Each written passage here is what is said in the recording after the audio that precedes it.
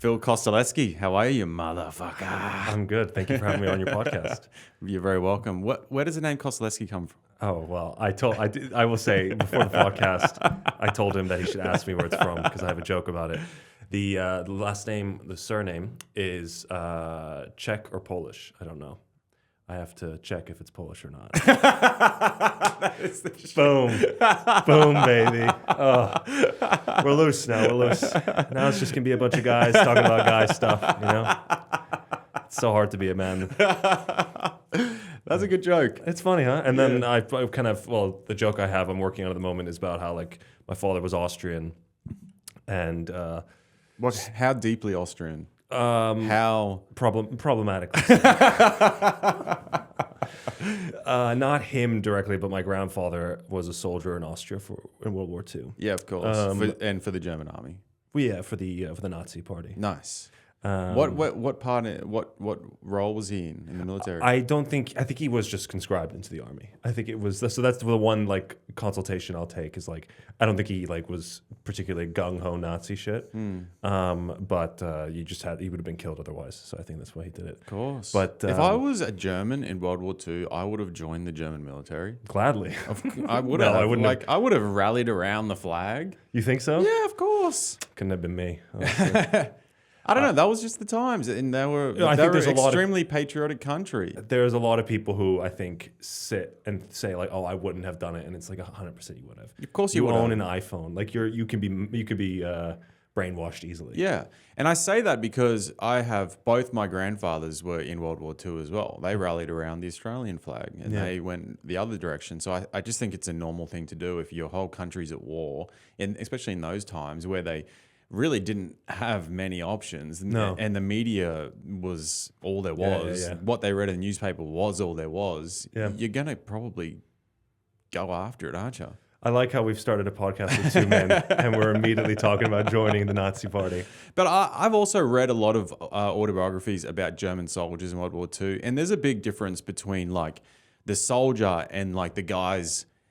Everyone relates the German soldier or the Nazi party to like killing the Jews in the Holocaust. Yes. But most of the soldiers didn't have no fucking idea about that. Yeah, most people in Germany, well, actually the reason why so many people in Germany, what they could say was why they had the camps separate from the population was because, you know, Kristallnacht, right? Which is the night, like the night of broken crystals or whatever, where they like, the Nazi party went in and just like broke a bunch of Jewish businesses, like abducted a bunch of people, right? Mm-hmm. It actually lost popularity for the Nazi party because while they rallied and they won the election off of this whole like, get rid of them all, like when people actually saw them getting rid of them all, they were like, "Oh my god, this feels awful." Yeah, not all of them. I'm sure there's some people that were like, "Fucking hell yeah," you know. Yeah. But like, there were a lot of people who were like, "This is horrible. These are human beings." And it's the same. It's the same as when you see the ICE raids and stuff. It's like Trump campaigns on this idea of deporting immigrants, but then the second people actually see it happen, they're like, "Holy fucking shit, this is awful." And it's like, yeah, because they're human beings. Because in their mind, they were this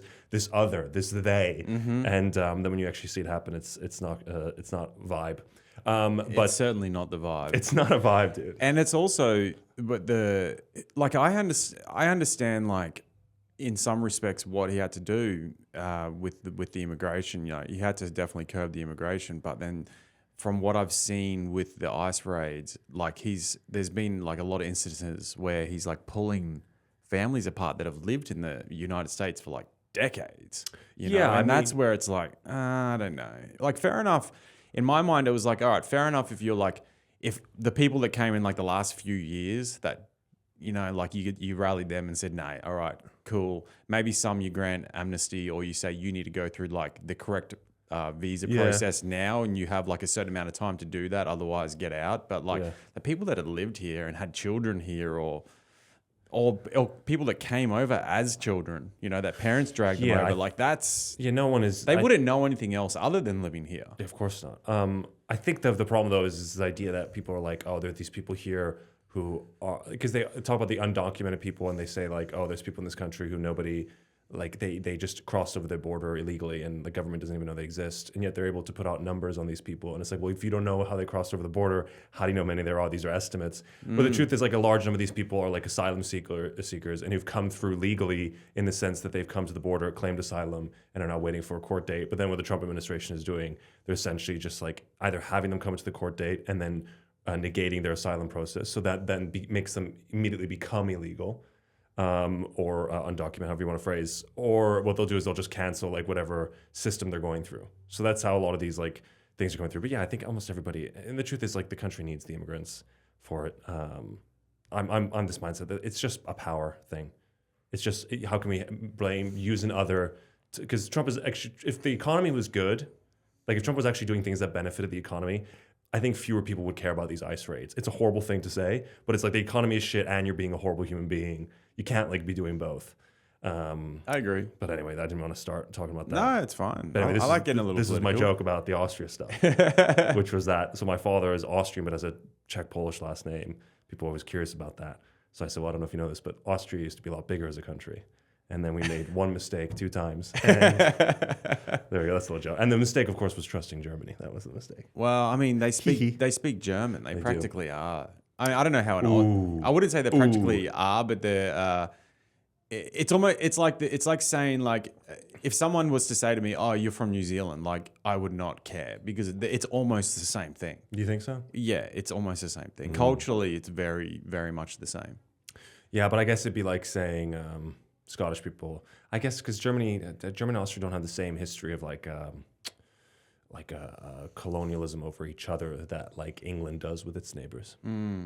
I guess it would be saying like Scottish and Irish people are the same, just because they both speak English. Yeah, I mean it's still similar. There's similarities, but I think there's differences enough. Yeah, of course. Do you know if Austria still has a royal family? No. Famously, they don't. They did back in the day. Yeah. Well, the Habsburgs, obviously, Okay. and then they had a whole other lineages. Yeah. So I can't remember the exact history on it, but obviously Franz Ferdinand got killed, and then they had that one heir to the throne left, and then I think they had like an adopted emperor who wasn't really popular, and then after I think World War I, they just got rid of it. Yeah.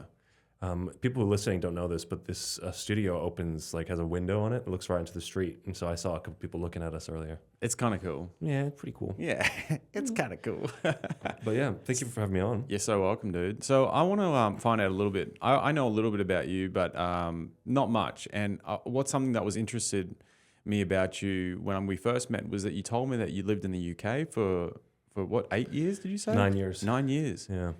How did that even come about? Because I haven't met many. It's very common for Australians to move to the UK. Oh yeah, it's very common, and it's in super. particular, one area called Clapham. I don't even know if you heard of this. Yeah. I lived in the UK for 2 years. Oh, did you? Yeah, so Okay. I know about it. Clapham and Shepherd's Bush, Hammersmith. Yeah, I lived in Hammersmith. Yeah, super common. Australians and Kiwis, South Africans, like anyone that was kind of like British Empire. But like Americans to live in the UK, I don't feel is as common, especially, young men. So how the hell did that come about? Young man. Well, you're a young man. I'm a young man. Why am I young? Oh, well, I actually got called a middle-aged man the other day. Really? Yeah. How old are you? 36. I guess I'm getting pretty close. It depends how long you live. I know. That is the sad. That's what I thought. I was like, well, technically I could be You died middle-aged. 72. You're middle aged. Yeah. 72 is actually not like that bad to live. It's not bad. That's a good innings. That's when my grandfather died at like 74 or something. And So maybe you are middle aged. yeah. I feel like 40 is middle-aged. Starting a podcast sounds like you're going through a midlife crisis. If I've ever heard it. How did I come about? Well, I'm like my mom's. How old are you? I'm 28. Okay. So I mean, You if are I- a young man. If I die at 52, Yeah. 56. I'm obviously my math is leaving me. Well, I grew up in Europe, so I think England was the nearest English-speaking country. Sorry, I've got You- like not a booger, but like a crusty in my nose. Nice. Yeah, it's the cold weather. I came here, my nose was dripping like a tap just Is it? from, yeah. Hot or cold? Cold. Oh God, that was silly, wasn't it? That was so silly. We're doing it. Well, listen, kids. Hey, that's like that would be a Johnny Carson joke. Hi, it was cold weather outside here in New York. And my nose was dripping like a tap. Is it hot or cold? And then they would cut to like commercial break. Sorry, I'm adjusting my shoelace, which is pointless because we're indoors. And but yeah, so I grew up. I was born in Austria, Österreich, in Vienna. And then when I was relatively young, I moved to Slovenia because my mom was Slovenian American and my dad was Austrian. Where is Slovenia? Ljubljana, the capital Of Slovenia. that's the country Slovenia, correct? Yes. Okay. What did you think? No, I'm just saying where is it in Europe? Oh, okay. Sorry. I'm just trying to figure. I know European map, but where is it like nestled? I in know between? European map. It is south of Austria, northwest of Croatia, northeast of Italy, and southwest of Hungary. Gotcha. Okay. It's the border between the Balkan and Middle Europa. Nice. Do they speak Slovenian? I speak Slovenian, yeah. Okay. There's a famous joke from Slavoj Žižek, who's Slovenia's most famous philosopher. He's kind of a known person in the world, and he has a joke about the Ljubljanica River, which runs in Ljubljana, the capital. And he's doing like a video on it, and he talks about the significance of this river culturally in Europe, because it's the divider between Middle Europe and Balkans, right? And he goes, on this side is the Balkans. It's war, horror, despotism. Women get beaten and raped and like it. On the other side of the river is, European civilization, culture, art, music. Women get beaten and raped and don't like it. That's funny. So that's kind of where I guess Slovenia sits a little bit. And so then I was living in Slovenia, and I kind of went to school there. I went to international school there. And I then when I graduated high school, I just moved to the UK for study. I also wanted to do stand-up. I knew since I was 14 I wanted to do stand-up. And so then I kind of was like, oh, where's the nearest major speaking country? I was kind of a bit disillusioned by America at that point, and also the tuition was super expensive. So I was like, where's like a nearby place? My sister was already in the UK, so I kind of had family there in a sense. So I just decided to move to the UK, and I got into my secondary safety school, took it, went to Royal Holloway for 3 years, and then moved to London afterwards. And so then I was there. So you never really grew up in the United States? No, but I spent summers here because my grandparents lived here. Gotcha. So I'd visit them. Did you have a dual passport? I actually have 3 passports. Okay. Fucking... There we go. Yeah. What are they? British? No. I have Slovenian, Austrian, American. Okay.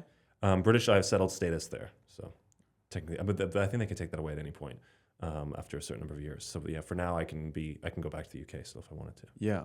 Oh, that's crazy. So this is actually your first time living in America. Yeah, I moved here a year and 3 months ago. Is this the longest period you've ever stayed in the country? 100%. Wow. Yeah, the longest period before that would have been like 2 months. Damn, that's cool. And as an adult, yeah. It's kind of a weird thing. I think about that sometimes, that like I'll sometimes be on the subway on my way to work in the morning, and I'm just like, wow, I just was not here 2 years ago. Like this is a whole other infrastructure and system. It's kind of a bizarre thing to do, to think about moving a country as an adult. Yeah. Yeah. Wow. So what did you think of England as a country, like where they're at, like culturally, like what was your experience there? That's an interesting question. Where they're at. I don't know. When I was there, when I left, Labour had just gotten into power. But now it seems like they've really shut the bed. And now if a lot of people are like, oh, Reform UK. So people who are listening don't know this. Labour is like, I guess like the left-wing party. But it's just like in the UK, it's just like in America where, they're left-wing technically, but they do also a bunch of like pretty conservative right-wing stuff financially. And then also they've kind of been pretty weird about their support of Israel and not sometimes supporting it. And they will... only because that's now seen as a bit more of a progressive platform, is to be critical of Israel rather than just blindly support it. And then they also sometimes talk about funding the National Health Service there and they're not funding. It just sort of feels like, I think that they're just not, it's a lot of times where when a party doesn't have a pure ideology backing it, it's just kind of better than the Conservative Party. But so when I left, the spirits were kind of high when I left, At least I felt I think people were really relieved that Labour won, because the Tory government, conservative Tory, just in case people don't know, is fucking awful. And they also had so many scandals and stuff. But what did I feel about the UK? I don't know. I always felt a little out of place there because I felt like I was sort of European American, and the UK for me always sat in kind of that uncomfortable, uncanny valley between both being I never felt like it was really European, and I never felt like it was really American, and so I just didn't know how to fit in there. And I met some really cool people, and there's some great friends. One of my best friends ever is, from the UK, and I have other really close friends there.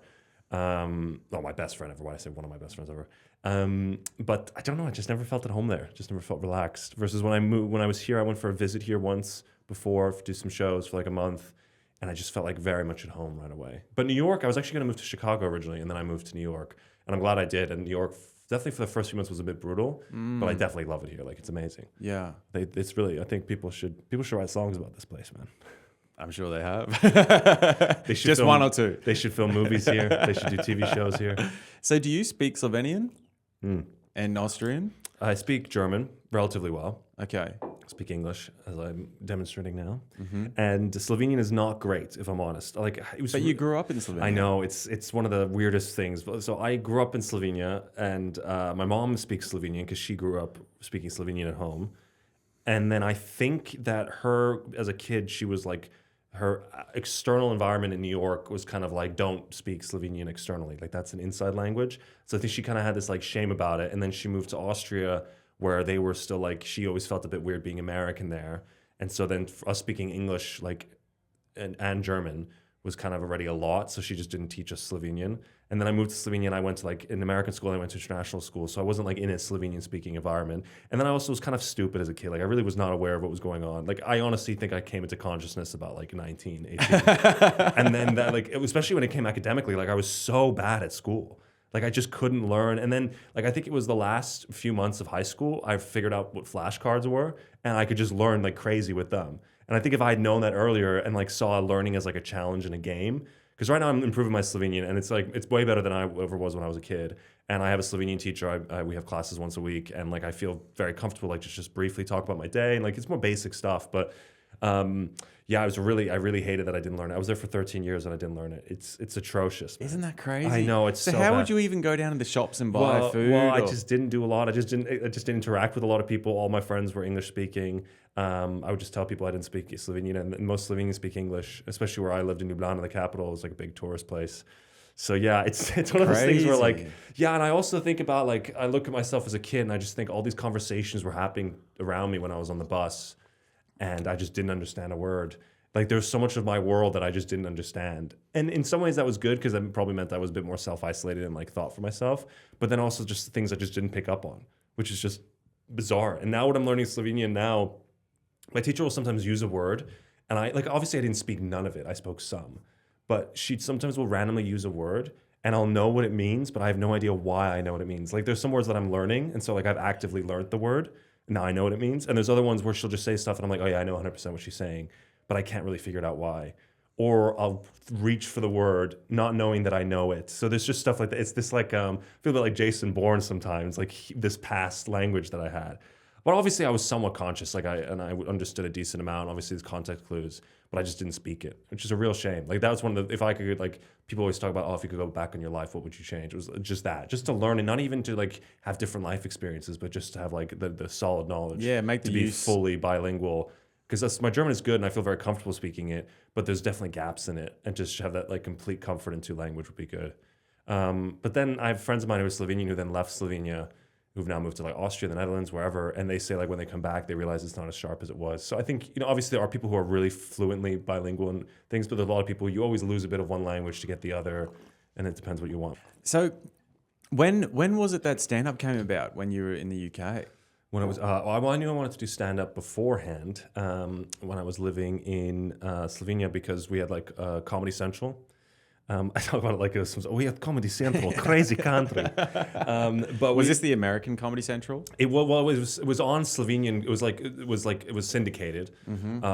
But What does that mean, syndicated? Syndicated is where you don't make any original programming. You just play external programming. Gotcha, It's like a radio program. Like NPR, a lot of programs will syndicate NPR's programming. Yeah, so it was Slovenian Comedy Central, and it was all subtitled in Slovenian. And so it meant like there were some shows that were like live, or like for example, The Daily Show would happen in Slovenia as well. Not the Slovenian version, but it'd be the American one, because they had to add subtitles to it. It would be 2 weeks late.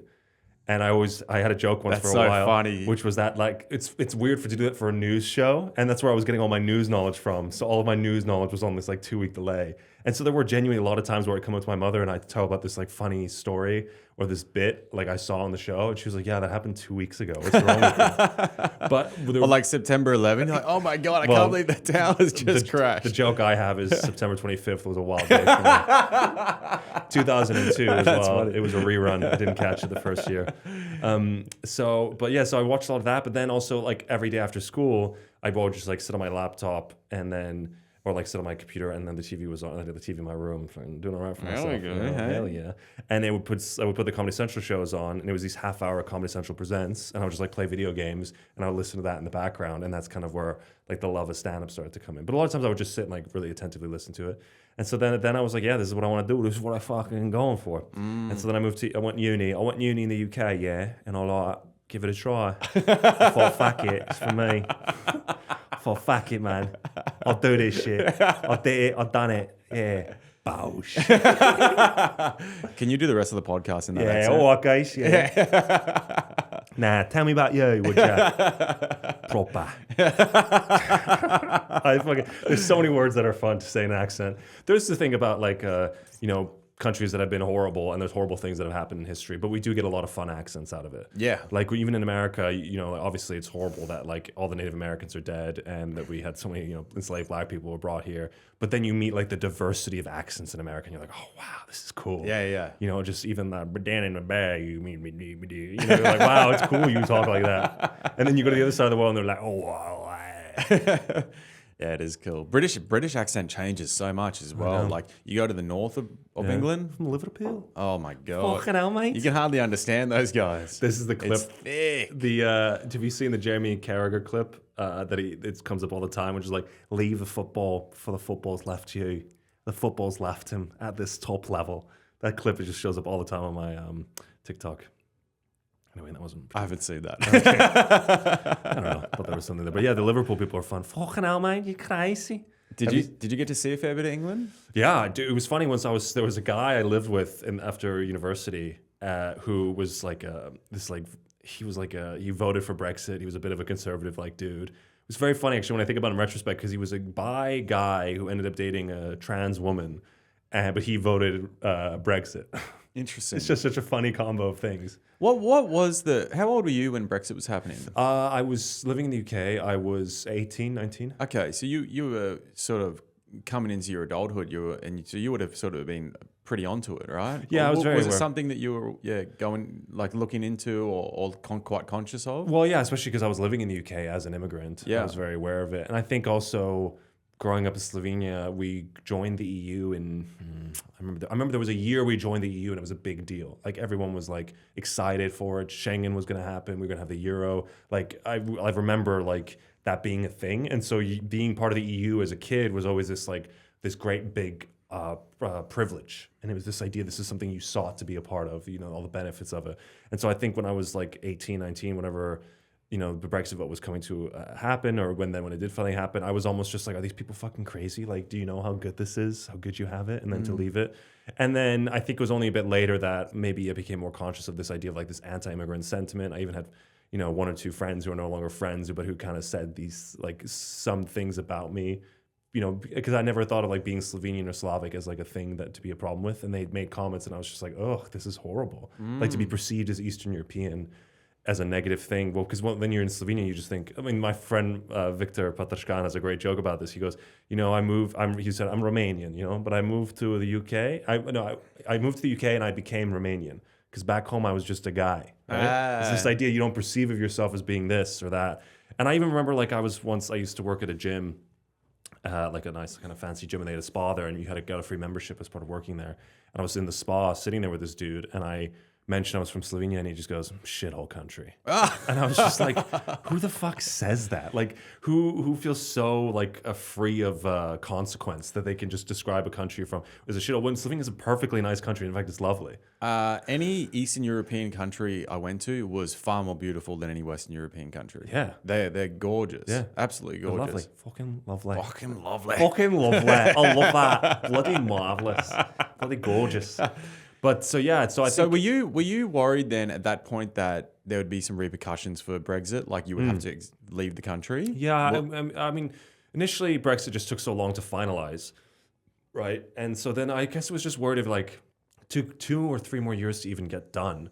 And so it was only like when Brexit was finalized that I was like worried that I would have to leave. And I already started stand-up at that point. I think I was dating somebody at that point too. And so it was just this idea of like this horrible idea of having to lose everything I kind of worked towards just because of some stupid decision. But then when I got my settled status, then I was really relaxed. I got my pre-settled status, which is like, it gives you like 5 years. And then within that period, you can then apply for settled. And so once I got the email that my settled status got approved, I was so relaxed. Okay. But before then, I wasn't like worried because it was always like, whatever, then I'll just move to America because I have the passport. But it would have been like, I was like annoyed. And at that point, I didn't really have the idea of moving to America as a firm concept yet. Now, do you think there was a benefit to England going through Brexit? Do you think it was a positive for the country in the end? No, definitely not. Okay. Why is that? I mean, I don't know. People might look at this. I mean, the one benefit that happened was during COVID, they were able to have their own vaccine rollout. And so that was a benefit for sure because it was way more effective than the European Union's, at least from what I remember or from what I read. But I mean, it was just so stupid. There was like so many of they had so many more borders and customs forms. Like it just added a tax onto everything. Just made life so much more inconvenient. It makes it harder for British people to go abroad. It makes it harder for like British people to move, like, you know, people living in the UK. Yeah, because I feel like that was when I was in the UK, it was just such a benefit to just be able to like hop over to a border. And my understanding was if you were British, you could just like move to France. Yeah. Right. And just live there and work there. And if you were from any of those countries, you could move to the UK. Right. So especially considering that's where you're situated, like on the planet, it just felt like, why not? It was so dumb. Yeah. And it was so funny because the reason that like, and then they lost so much of their like workforce. Like they had so many Romanian and Polish people who then left, who were like part of the NHS. And it's one of those things where like it was not like a huge like brain drain, but it's just like everything that can go wrong. Like you just chip away slowly and slowly at the things that like are working. I don't know. I just sometimes look at these governments and these governmental decisions, and I just think like it shouldn't be that hard. Like I just look at the world and I just think it really shouldn't be that hard to just tax wealthy people a bit more, have these systems in place, and then like people to be relative. Like no, people don't want much. Like I think about what I want in life is like all I want is to like go on vacation twice a year, pursue my hobby, well not my hobby, my dreams of stand up, while like maybe having to do a day job just for a little while. And then, like, that's most people. They just want to be able to do a side thing, go on vacation, have a gym membership, eat out maybe once, twice, 3 times a month. Like, these are really basic things that, like, are so easy to support. I don't have to worry about healthcare. It just amazes me how, like, simple this world could be. I agree. Completely agree. But what do I know? Yeah. Now, do you think there's a net positive to countries like Slovenia joining the EU? Or do you think, in a way, that it's better to just have your own... You know, just have your own thing going on. Question. Is it net positive to have? I mean, I guess you could always argue that any sort of collaboration yields a positive. Does the EU really benefit from having a country like Slovenia, which is relatively small but is quite economically strong, and has Croatia now as well? I guess Croatia's in the EU now? Yeah. They fucking let anybody in. Dude, when I went to Croatia, I was so glad they weren't in the EU. This was in 2016. When did they join the EU? I don't know if they were in the EU or not then, but they may have been in then, but they had their own currency. Yeah. They weren't on the euro. So it was so much cheaper to go there. I noticed any country you went to, like Greece, Italy, France, and they were on the euro, I was like, this is more expensive than what it should be, you know? And then you go to like countries like Croatia and then Hungary, when they have their own dollar, I was like, it's so much cheaper. Yeah. When you transfer the euro over to their dollar or the pound, you're like, you felt rich. So you felt good knowing that these people were making less money. Yes. Yeah. 100%. I feel you, dog. It's all relative, though. It's all relative. It's all relative. Yeah. So I think that's a real. I'm not an economic expert, so I don't think I should be answering that. I guess. I mean, I can selfishly say it benefits Slovenians being part of the EU. Okay. And if let's say there's something that happened in the future where there was a Slovenian politician who was allowed to be involved in the EU process, and that made it better, like surely that would benefit people. Yeah. But I guess it's the reason the EU was formed. It was originally the European Coal and Steel Trading Commission, whatever it's called. And it was designed so that European countries were so self-reliant on each other that they couldn't start a war, because it's not like you could manufacture a whole industry or industrial industry because you needed the other country. So I think in that sense, every country that's part of the EU, well, I don't know, I mean, America should just join the EU, you know? And then, or Africa, where we just get we get one giant country. Do you know, I may be wrong by this, like Jamie might have to fact check me, but I think that it was actually Hitler that started the EU. Did you know that? It was his like original vision to have an EU. I feel like it was a joined Europe, but I feel like some people were left out of that joined I feel like there were certain groups that were not allowed to be part of that joint Europe. So, but he wanted what? He wanted like, what was his idea? Do you know? Yeah, well, it was like a united Europe, I guess, under the German flag. But that's, I mean, I guess that's technically an EU, but it was a little. I think it may not have been called the EU. It may have been called Big Germany, Gross Deutschland, Papa Hitler. Papa Hitler. Yeah. I don't. So I don't know about that, but yeah. So I guess it's any country that's part of it does benefit. You could argue that it's like NATO, but then there's also probably downsides to it too. I don't know. I guess it's resource allocation. I guess, but I mean, Slovenia is part of it, but then Greece was part of it, and that wasn't really a benefit because then all the other countries had to bail them out. So I don't know. I'm not an economics. Yeah, so it's just interesting. It's like it's good to get a point of view of someone that's lived there, because I always thought about these sorts of things when I was living there, but just had no fucking idea. I think it's a benefit because it allows people from, let's say, a smaller, less represented country to move around and do things. It's interesting is that like when countries like Slovenia is never going to have like a mass exodus of people. Like at least something would have to really happen bad economically for like a bunch of this. There's still new Slovenians being born. Actually, I don't know the immigration policy on there. But there's people always moving around and stuff. I think most people, if they can stay where they're culturally from, a lot of people will choose to do so. Yeah. So what is it that So you enjoyed the stand up from a young kid through watching Comedy Central. I'm gonna do this. I fucking loved it. And then what was your first time like? What did you do? How'd you pop your cherry? We always remember our first time, don't we? I did it at a gig. I did it at a place called the Foresters Arms. Is that a pub? It's a pub. Sounds like a pub. I love the British names. Of course it is. How good is British? Everyone dishes. This is British food. Yeah. I fucking love British food. Really? I love British food. Like going and getting like a roast lunch on a Sunday. So there are some places. So there's some Sunday roasts that are really good. There was a place in London that did a phenomenal Sunday roast. I can't remember the name of it, but it was by Victoria Park, and it was so good. Americans don't understand how good a Sunday roast is. Yeah. It's like Thanksgiving, but every day. Yeah, every Sunday. Every Sunday. Well, you can technically have it every day. You can. My mum, she would do like a roast dinner like 3 times a week. Really? Yeah, roast lamb, Is roast your mum pork. British? She's Australian, but we have very similar cultures to the British. Yeah, food wise. That's what annoys me about like Australia. a lot of I'm meat glad and you veg. say that because I feel like Australians always act like they're this crazy different person.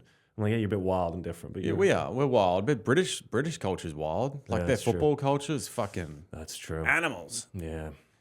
Anyway, go back to your don't know. first time. I want to hear it. So I just did this pub. I don't know what it was for, but I just did like 10 minutes. And 10 minutes on your first time? Yeah. You're a fucking. Dude, they knew. Look at this guy, hey? Dude, they let the beast out.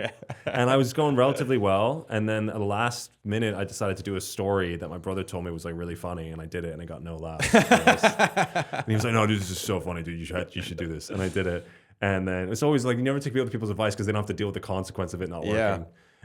But that's probably a good reality check for your first time to have a good portion and a bad portion because it's you've just tasted what this is all about. Yeah.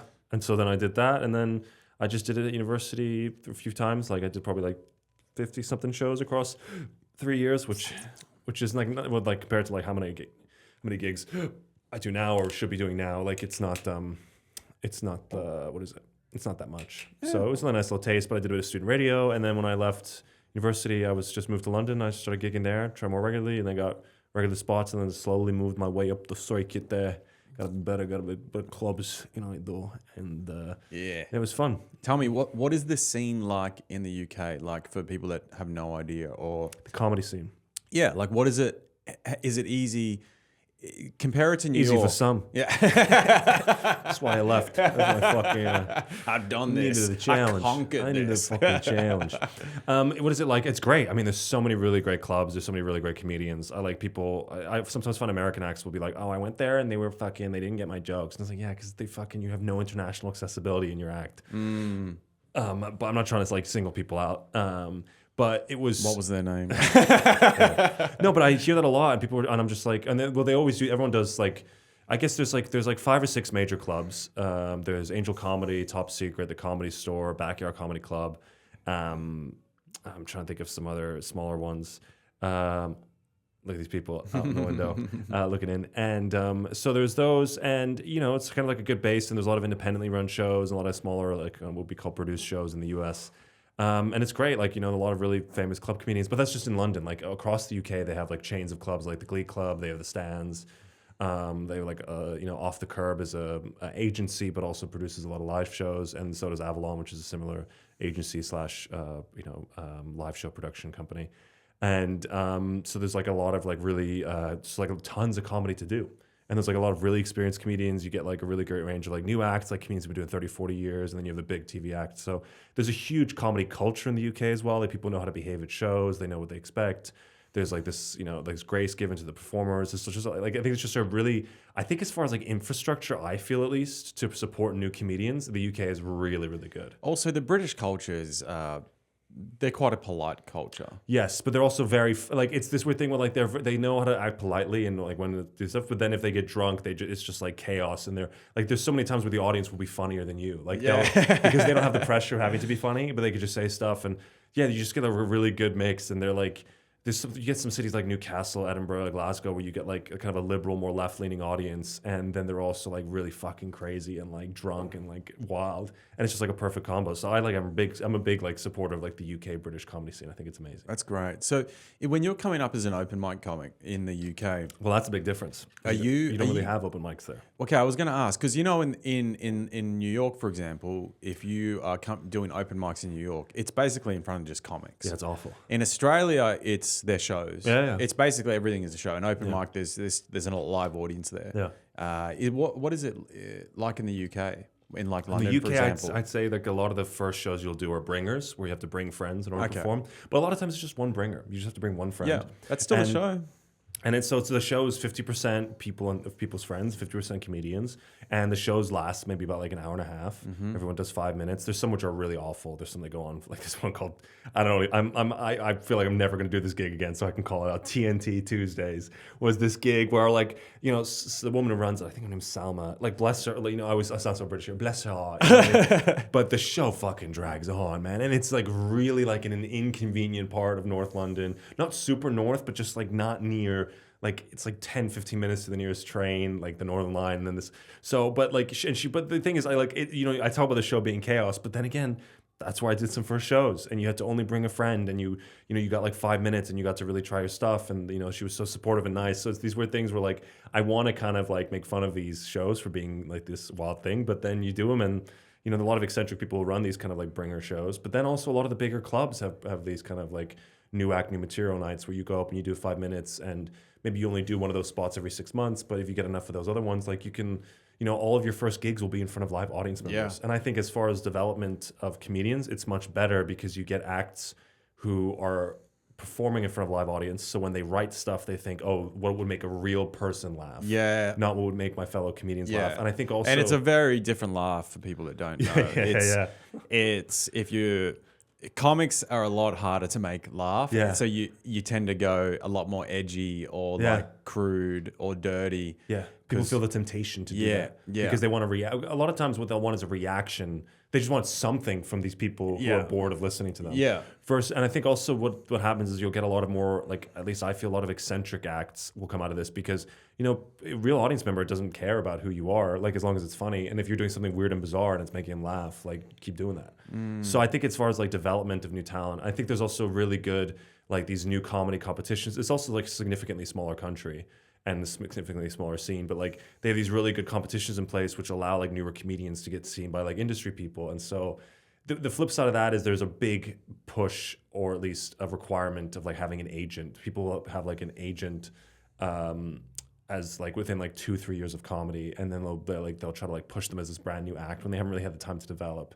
And then like 4 to 5 years they're doing like an hour show at Edinburgh and getting reviews, which like it was actually not like it should be. Like you should be. I mean, the thing is though, some of these people do shows and then you see them and they're great. So it's this weird double-edged sword where like sometimes I think people do get pushed too early for stuff, but then the other time some people are ready for it. You know, it's always the case where like there are people who are actually, you know, sometimes they discover talent like at 40 or whatever. Like, you know, Christoph Waltz would be an example of this, right? But there's no reason to believe that he couldn't have done a role like that 20 years earlier. I mean, he was obviously way over prepared to do it at this stage. So there's this weird thing where like things always work out. Yeah.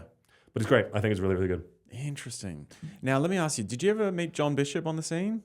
I met him twice. Yeah. John Bishop is a British. He was from Liverpool as well, isn't he? Yeah. Scouser? Is that A Scouser, yeah. Yeah. I met John Bishop twice. I met him once when I was doing, I think I was doing like my first 10-minute spot at the Comedy Store, and he was dropping in.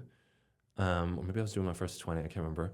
And then I saw him a second time when he did his hour show at the Comedy Cellar here. My friend Gray took me to go watch it, and so I got to meet him afterwards. And I said, "Oh, we met at the Comedy Store once." And he goes, "Oh, really? Okay." And he's so funny. He's great. I just got into him. I just discovered him about 2 weeks ago. Claire put me onto him. She's like, "You got to watch this guy." And I've been watching his specials. I'm like, I love him. Yeah, he's great. Yeah, he's so good. Just the way he turns like just his life experiences into his act. It's it's very natural and and he's just so relaxed listening to him. I think that's where like so many comedians are. We'll talk about this idea of like, and he is punchy and he's obviously got great punchlines, but there are like, even watching his recent hour, I was like, I don't really care that there's not a big joke for like a minute. I'm just so relaxed listening to this. And then when it's this classic thing of like, he'll take like a minute or two to set up some stuff, and then it's just like go. It's like Cat Williams, where like Cat Williams will sometimes spend like a minute or 2 or 3 on a setup. But then it gives a huge reward where we have all the information we need. Yeah. Obviously some laughs in between. Yeah. But yeah, so John Bishop was great. It's good to watch these guys because I feel like I can see where I can go with this. I don't have to worry about like set up punch. I can actually tell my stories, and because it's always like, all right, you've got to get a laugh. You got to get a laugh every line. You got to get a laugh every line. And it's like, well, no, you don't. Once you get to that point, you don't. You can like you say, you can spend a minute or two setting it up and like, which is a very natural way to have a conversation. Yeah. I was thinking about this. I was doing some writing earlier with a friend of mine today, and I was saying how I wanted to approach this bit. And the reason I would be talking about it was because I saw a meme where that whole leave the football before the football's left him meme, that bit earlier that got nothing. But and I was saying like, this is how I want to tell it on stage. And he was like, yeah, I don't think you should be quoting a meme at the start of your bit. And I'm like, yeah, but that's how I would tell a friend that this is like a revelation that I've had or a thought I've had. So I think I'm trying to get into more. I'm very much currently into the idea of doing like alternative routes of entry, or just trying stuff out that I think is fun or weird, because like all the best comedy stuff I listen to sometimes and I just think, yeah, this was a person who had this bizarre idea for something and just didn't give up on it, and then just thought, wouldn't it be funny if that happened, wouldn't it be funny if this happened? It's so bizarre and eccentric, and it's like, yeah, that's how we should be doing it. Interesting. Because I feel so much this pressure, and we obviously, I don't know what your listeners, if they're into the world of comedy, but I feel so often this pressure to just like, put reels out all the time, do this and all that, and it just feels like, it's just doing what everyone else is doing, man. Why not just try a different approach and see how it works? And right now I'm not putting as much content online as I want, but I have stuff I'm planning and stuff when I do, and everything I want to do, I'm trying to take a more unique spin on it. Yeah. Because I feel like I played the game and it wasn't for me. I got this expression recently I've been enjoying. Do you want to hear it? Yeah. Well, about this, but I think it applies to other parts. I feel like such a dude giving advice on a podcast. Listen, fucking guys, so you get home. But this is how I feel about it. Is like, it was an article I read about the nuclear armament across the world, and they said that one of the things is like, everyone, I need to have a nuclear bomb because you have a nuclear bomb, right? Mm-hmm. But it's like Russian roulette, right? It's just like what they said. They said it's like it's this. What's the easiest way to win Russian roulette? Get them first? We'll stop playing. Interesting. Yeah. So that's how it is. I mean, it sounds like such a dude podcast thing, giving advice. But it's how I felt about it. It's like I felt like I was just doing like all content online all the time. And then I was like, oh, well, what if I just like stop doing what I'm like everyone else is doing and do my own thing in a sense. And so that's what I'm doing now. And it's working okay, but I'm also not like putting anything online. What is your shtick? What do you want to do? I'm really getting into the idea of telling like stories that feel real, rather than like this traditional sketch premise of like your friend who's like this, or these dudes versus these dudes, or that face you make when, just almost basically memes. I put up a video recently that was about, it's like a romantic comedy, but the main character has some self-respect, right? Which is like exactly the type of premise I was just talking about. But I tried to make it like a little bit of an artsy-fartsy video.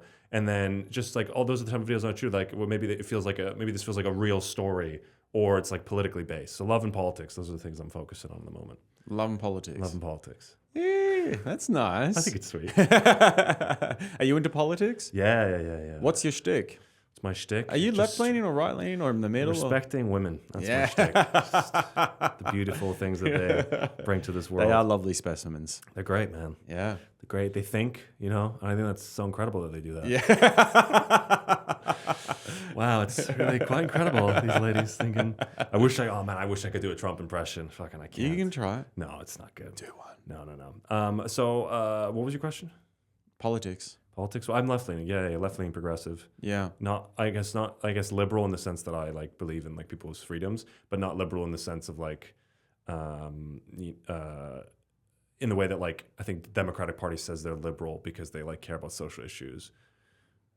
I'm sometimes maybe I don't know. I care about social issues, but like I think the main driving factor behind most of the social problems we have are economic issues. Like the second you give people the freedom to like not be scared about their rent or their healthcare, then like they're not going to care about this bullshit.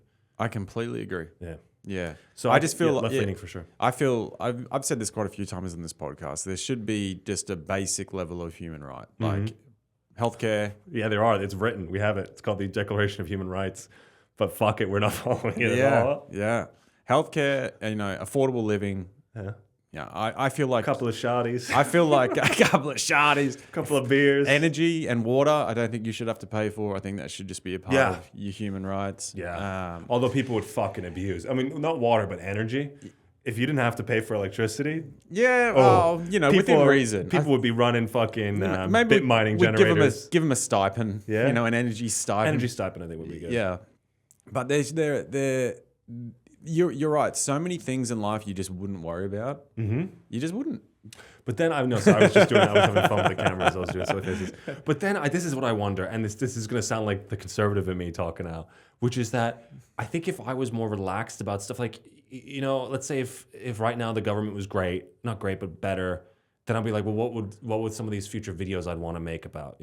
I think like I'm not saying that you need suffering for art, but I do feel like.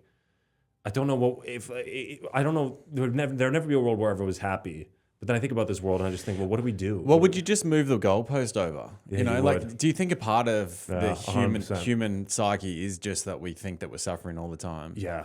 I think you're like, oh, I've got this, but now I'm going to concentrate on something else. Yeah, I reckon if you took, I always think about this as like a thought experiment, is if you took like let's say 50 people who were all like homeless or had just come out of like a civil war crisis, right? And they were like in a desperate place.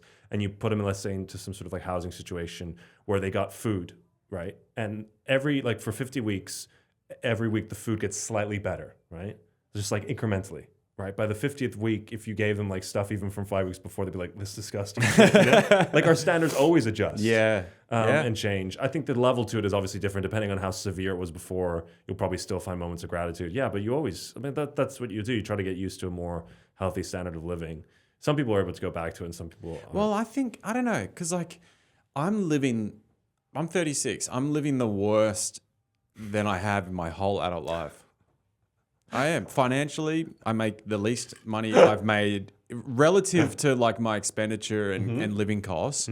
I do make more now than what I made at 17 because I was doing an apprenticeship, but I was making $250 a week. That was my weekly wage. Wow. But it was relative. I could still live off that then. Yeah. So I'm living worse now than I was when I was 17, living out of home. And I think you adjust. Yeah, I'm living in some ways worse than I did when I was living in the UK. I'm moving away, like as far as like financial freedom goes. But it's this weird thing where like I know myself better, so I don't waste the money on shit I don't need. Yeah. So it's like if I had the money that I had even like 2 years, like even a year ago that I was making, I would be like a lot more smart with it. But then when I was living, I was like saving it all, so I wasn't spending it. But yeah, like I'm definitely making probably less money than I ever have in like the past 5 years. Isn't that crazy? And it's weird because I kind of think of like I'm dipping and then hoping to go back up again. Yeah, we all. But what if that fucking up never comes? It will. It has to. You just think it has to, right? But yeah, what if it doesn't?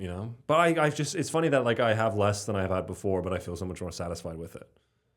Yeah, exactly. Same with me. I'm viewing this as like a sufficient part of suffering that I have to just go through. This is like. Yeah.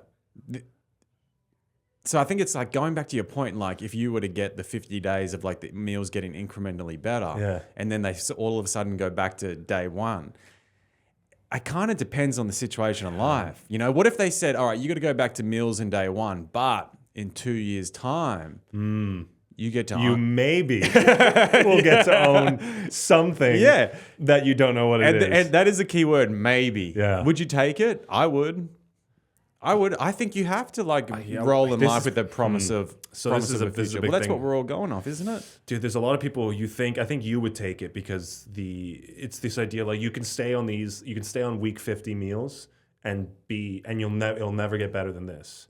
Or you can go back to week 1, 2, 3, and then but then you'll have the freedom to pursue other stuff in the hope of getting week 70 meals maybe in the future. Yeah. But yeah, so how many people in life do you think would take that, and how many people wouldn't? What are the sort of people? I guess what we're ostensibly talking about here is the idea of like, do you take a worse life in the hope of pursuing a greater dream? Yes. And are you gonna go after it? You know, going for it, as your podcast is called, right? Going for it. Going after it. Going after it. Oh. Yeah. You had it the first time. No, that would have been a clip. That would have been a clip. Going after it. Boom, boom. We'll be right after the break. Sensibly, are you talking about that? Yeah, I don't know. Because right now I work as an office manager for a AI finance company, and a lot of the people I work with are doing these jobs, and like I think they like it and I think they enjoy the work, but like this can't be anybody's passion. You know what I mean? Like doing sales for this, or doing numbers or this kind of stuff. But they're essentially sitting on week 50 meal. Some of them are sitting fucking week 70. I'll tell you that much. But so yeah, they're sitting there, but then outside of work they go home and then they like have a wife, kid, dog, whatever it is, or they go on vacation and they enjoy themselves, and so like that's a satisfaction to them. But I don't know, I would find it hard not to have an external, like what you want is an external passion that has no clear endpoint, but like has clear stages of progression. Yes. And yeah, I don't know. I don't know if these, and I don't mean it negatively, because it's like every job I've ever worked at has had people like that. You know, around us right now, we're sitting in where is this, Lower East Side? Around us, you know, there's like whatever, probably like in a 100 meter radius, there's probably like 1,000 something people. How many of those people are this? You know, I don't know. I guess, and it depends where you are, I guess. Because my dad, he's always been like, you know, he's like, you got to just get a good job, you know, do the best you can. And you know, no one really likes working, but you just do the things you enjoy outside of work. And that's what life's about, you know? And for me, when I would always hear that, I could never quite agree with it. Yeah. You know, I always thought like, why can't your work be the thing that you're after? You know, the thing that you're putting most of your time into, why can't that be the thing? Why do I have to like have my fun outside of that? Yeah. Why can't my fun be my day, like my working day? Well, that never sat with me, but that was a very like kind of like boomer way of thinking. Yeah, well, you say it's boomer, but then look how many people are doing that right now. Yeah, you're right. I guess more young people seeing other people live their dreams on TikTok and stuff inspires more young people to do it. Totally. And I think nowadays, especially, a lot of people are finding that they can maximize their time outside of it. Most people don't have kids. Few people having kids, so few people have this like external responsibility. Yeah, I don't know. I guess for me, it's always better to go for the other thing, and I always encourage other people to do it. Yeah, I can't imagine not having a thing you want to pursue. But then I also, I guess once stand-up is able to become my full-time job, or stand-up and then comedy as an industry, wider industry becomes my full-time job. I don't know. It would be a weird moment, because it'll be like, oh shit, this is really it. This is what I worked towards. And there'll still be work. But I guess what I find bizarre about working a corporate day job is you're spending 8 hours and you're having to do well and you're being expected to do well and really it's someone else getting most of the benefit. Yes. That's what I just find weird. It's like, yes, like the company I work for, it's a startup and they have 2 CEOs, and, you know, the other people in the office, like they work hard and they get a lot of money for it. Don't get me wrong, like they're making good money, but I just think like ultimately what you're doing is just these 2 people are really gonna fuck ton of money. And it's like but those are the 2 people who took the risk in doing the other thing. Yeah. It's like I don't know. It's like renovating a rental property. You know, it's like you're putting. Yeah, you're gonna live in something that's nicer, but you don't own it. That's a really good analogy. Thank you. Fuck, that was Thank good. you. Fuck. See, guys, I'm getting better at analogies. I'm getting. Well, you get a lot of comments where people are No, I did a solo episode last week, and I did like 4 analogies, and they were all shit. But by the 4th, they got a little bit better. Yeah, that's a really good analogy. It's like it's like improving a rental property. I guess the reason that you improve the rental property is because you're not going to live in shit. Yeah, you know? but at any moment they could be like, see ya. Thanks for that. But the benefit of living in the rental property is at any moment you can be like, all right, fucking out. Yeah, you can't really true. because you're tied into the contract way deeper than they are. Well, yeah, you got to do your time. Yeah, I don't know. I guess ultimately for me, I'd always choose the alternative, the freedom. You know? Yeah, me freedom, too. hope. I always liberty. felt that. And when I was in the workforce from the age of 17 You to in the workforce? Well, that's kind of what we call in Australia. Does that sound right? No, it's only funny because I was at a gig recently and there was an old school comedian, like fucking old school. Yeah. And in the middle of his set, he looks at the audience and goes, "Are any of you ladies in the workforce?" It does sound weird, doesn't it? But he meant it genuinely. And I was sitting there like, well, yeah, they can vote and shit too. What do you ask the audience, are any of you ladies in the workforce? It's a rare occurrence. Workforce. It is It's funny. Anyway, so you've been in the workforce for a while. Well, since I was 17, you know, so like 19 years I was an electrician, but I always felt like there was something a little bit more out there. That voice inside you. It hit me. It used to get me, and I always felt a sense of dissatisfaction quite regularly. Oh man, I have my day job at the moment. I had to, like, when I was in the UK for the last 2 months, I was able to stand up full time. I also saved up a lot of money, but I was also making good money. And then when I moved here, I had to get a job. And there's so many times at my job now where I'm like, oh, I just don't care. And I shouldn't be saying this on the podcast, but they're not going to listen. But I'm just sitting there. I'm like, this does nothing for me. Of course. You know? I think, I think 90% of people I think they know that. They must know that. Because, they probably feel like that. Yeah, but I do feel like some people, when you talk to them, I look at them, I'm like, well, I look at them, I'm like, well, you really care. Or like, you really are good at acting like you care. I'm looking at them like, you cannot care about this. This is so uninteresting. And like, well, this is me really going off. So we had a thing at our company that we did where we went to an offsite, which is like where they fly out the whole company. It's like a really big startup thing that they do a lot. I mean, bigger companies do too, but like basically it was the whole staff, like 500 people were in this location. And it was like a nice resort, whatever. And it was weird for me because it was like half work, half real vacation. And so I hated that because it's like I couldn't really be I didn't drink there because I knew if I like started drinking and started not that I have horrific opinions, but started doing jokes that I think are funny, like the audience, the people at the people at the gig, you know, the people at the offsite place would not enjoy it. Like I do it at work sometimes. I say stuff and like I get away with it because they're like, oh, he's a comedian, whatever. But I can tell that like if it wasn't me, that would not be their humor. Yeah. Like at work once. It was 9/11, right? And I said, oh, it's 9/11. Make a wish, like 11/11 or whatever. And I said 9/11. We should make a wish. And my coworker was like, what? And I was like, oh, you know, like 11/11. And she goes, that's not funny, right? And I mean, that's a bad example because that wasn't like the best joke ever. But it's just like stuff like that where you'll do a joke where it's like a little edgy or a little bit fun, silly, weird, or you do a face. And so I just didn't think I couldn't get away with that. We were sitting there and we had this nice food, it's a buffet, all these people from all across the world are meeting and they're talking and they just start talking about the product and work. And I'm like, how is this all you can talk about? Yeah. Obviously, they have other conversations. It's all they have in common. But I just think like this is so uninteresting. I mean, but then again, you know, there's people listening to this who are listening to us talk about comedy and stuff, and they're like, fuck, this is so boring. Yeah. I kind of get it because like when I'd catch up with beers with my mates like that were in the Sparky world, we talk shop. Yeah. And we love talking shop, dude. We could sit there and drink frothies and talk shop for hours. Yeah, but I don't know if you're passionate about what you do or you're enjoying it, you can. So maybe they do like it. Yeah, but I just think it's just because it's all like someone else's dream. Yeah, that's what I agree. Whenever I think about like agents and managers in the comedy business, I always think I don't know if I could persistently work for someone else's dream. I agree. Yeah, I agree. It takes a different type of person. You got to have that sort of entrepreneurial spirit in you. Well, not entrepreneurial because you're helping someone else to do it. Okay, I see. The opposite. Yeah. But no, I'm with you. Yeah. I did want to ask. So if things sounded like they were going pretty well in the UK before you left. Like you were going full time comedy. What are you laughing? I'm laughing because as you started the first sentences, I knew where the question was heading. Good. And it's funny because I've been questioned on this a little bit as well. Okay, before. cool. Yeah, go ahead. Why did you leave the UK? Why did I leave? Because it sounds like your moment was beginning there. and that's probably, maybe that's something that is going to be hard to sit with. I don't know. How do you feel? No, not hard to sit with at all. I didn't like being there. I wanted to leave. Okay. And I was unhappy there. Like living in London, it just didn't do anything for me. And it felt like, things were going well, but also just like I had a bunch of agents and managers come to see me there.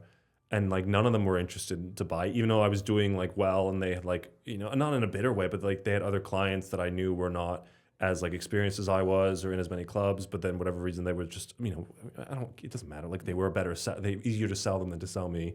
So I had like, I tried with the industry there and it didn't work out. I'm sure I could have done, another time. And there's a very real possibility that I stay in the UK and then was doing it full time and had the freedom to sort of think and relax. And ended up having a more successful career than I have now. And the horrors, they haunt me. That's so true. But I wanted to leave, but I'm glad that I left. I think I left because I wanted to get better at stand-up. I think overall, while the UK scene is great, there are better comedians here. I like the mindset of people towards stand-up here a little bit more as far as the comedian goes, a little bit more of a hustler mindset, a little bit more of like helping each other out, like a little bit more community-based thing. People like will be friendly to you even if they don't know you, and they'll try to get you gigs even if they've never seen you before. So there's that mindset I just think is a little bit more positive.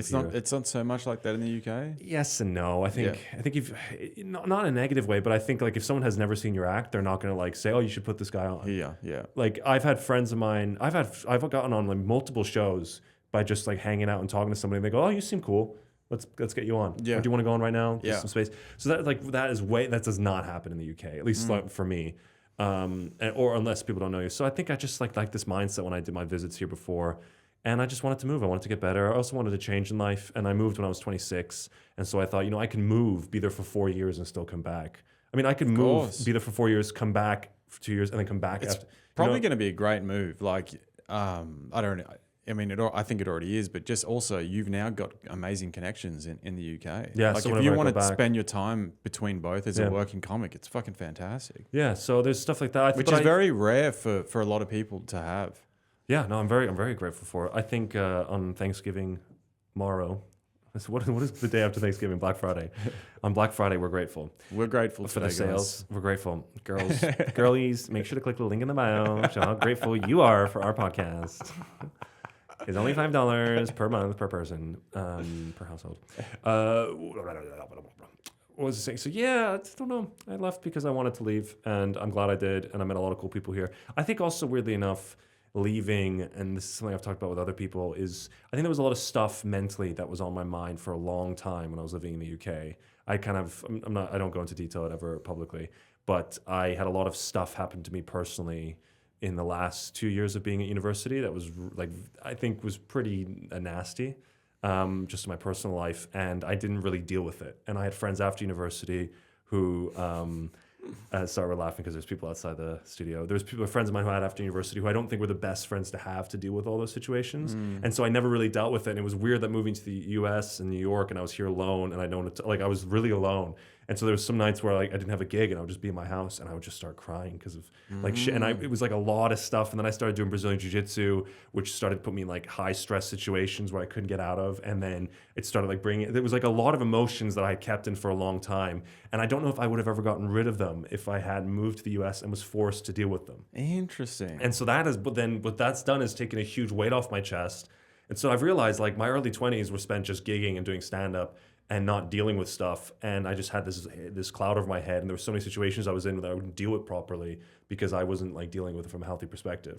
Versus now, like I feel very relaxed. Like I just genuinely in life, like I'll just be happy. I don't feel like a lot of pressure. I feel like I can really plan out my day. Obviously, I'm lazy still sometimes. We all are. Oh, we fucking all are. But yeah, it's like this, and it's like, oh yeah. So I think none of that would have happened if I hadn't left the UK and moved here. So that's why it's overall a net positive, because now every situation I go into, at least for the most part, outside of maybe if I have about a day or if I'm underslept, I'm just like so much more relaxed. And that's the thing about moving is like, well, you've probably done this. You've moved twice, right? UK and then US, right? You probably have that each happen. You always can reinvent yourself, but as part of that, you have to shed the skin, cut off the limbs, that you don't need. So yeah, it was. I hate to quote somebody again, but it's a great quote from Jim Croce. Jim Croce, not Jim Crow. Yeah, let me just quote something from old Jim Crow. There should be separation. No. Jim Croce is a folk singer. Do you know him? No. He sings "Bad Bad Leroy Brown." Do you know the song? No. I Got a Name. Anyway, he says, you can run as far as you want, but you end up running into yourself. Right? No, I like that. But it's true. Like, so true. You have no other option. My mum would say the same thing. She's like, because I would tell them, because I've had issues as well. I think everyone has, but I'd always felt like if I moved here or did something else, like that would be the answer. If I chase this, that would be the answer. Why I'm not happy now. Yeah. And she's like, wherever you go, you're still going to be with yourself. Yeah. Yeah. You can't run away from this. Yeah, yeah. So your issues are going to follow you unless you address them. Yeah, there's a great video essay called "Your answers aren't hiding in a cabin in the woods" or something. And it's this guy tells this story about how he ran away from like his life and went to this cabin in the woods, and he didn't find the answers there, and he was like so frustrated because he thought that's where it should be. Or he went on the Appalachian Trail. I can't remember. He did this long journey, and he thought he would have all the answers, and he realized, I just had to deal with it myself. But then again, like if I hadn't moved, I wouldn't have done this. But then again, it might have happened still anyway. I don't know.